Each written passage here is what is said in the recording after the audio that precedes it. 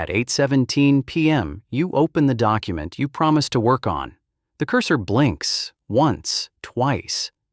Your hand moves towards the keyboard, then somehow changes departments and picks up your phone. You were going to work for 20 minutes. Instead, you are watching a man restore a rusty toaster in complete silence.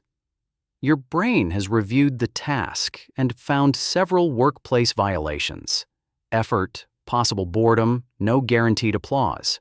The building has been evacuated. This is everyday psychology, the strange stuff your brain does that nobody warned you about. Tonight, your brain is a health and safety inspector. Tiny hard hat, large clipboard, absolutely no qualifications. Its job is to protect you from unnecessary discomfort. Unfortunately, it defines unnecessary discomfort as opening a spreadsheet, putting on trainers, replying to an email, or reading the second page of anything. The strange part is that you may genuinely want the result. You want the finished project. You want more energy. You want the clean kitchen, the completed application, and the mysterious adult satisfaction of replying before someone sends just following up. But wanting the result and wanting the effort are different decisions. Researchers use the term effort discounting for one part of this. In ordinary language, the more work a reward appears to require, the less valuable that reward can feel right now. The result belongs to future you. The effort has arrived early, wearing steel-toe boots, and immediate effort usually gets the louder vote. First, it is the document.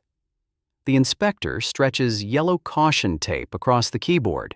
Then, it is tomorrow's workout. You imagine waking early, drinking water, and moving through the morning with the calm authority of somebody in a yogurt advert. Then the alarm rings. The floor is cold. The inspector writes, "Unsafe conditions.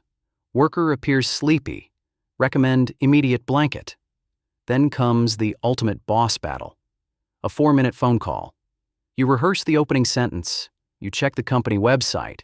You decide 11:43 feels confrontational. At 1:15, they may still be eating lunch. At 2:30, the day is basically over. Tomorrow suddenly looks more professional. The task has not become harder. Your anticipation of the task has become the task. And here's the twist.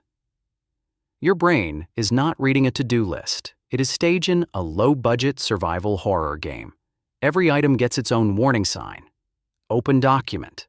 Possible boredom. Go for walk. Mild weather exposure. Make phone call. Unknown. Human may answer. The inspector is now building a paper fortress and placing traffic cones around a kettle. This looks ridiculous because it is ridiculous. But the feeling underneath it is real.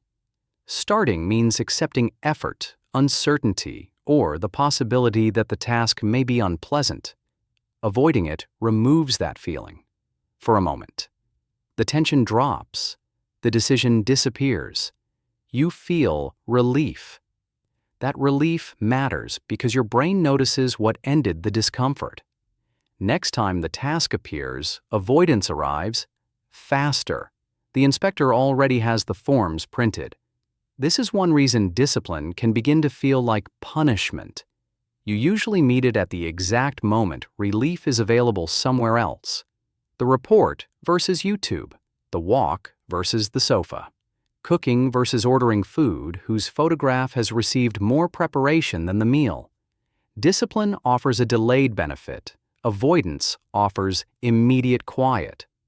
Then a deadline arrives. Suddenly, you can work. This can look like proof that you perform well under pressure. Sometimes it simply means the inspector has detected a larger danger. At first, the task threatened boredom. Now it threatens embarrassment, consequences, or an email containing the phrase, "as mentioned previously."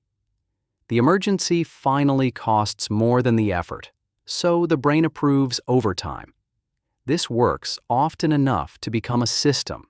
Wait until panic, work furiously, finish exhausted, promise never to do it again. Repeat on Thursday.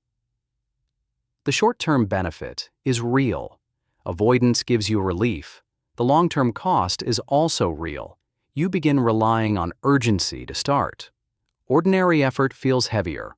Rest becomes occupied by guilt.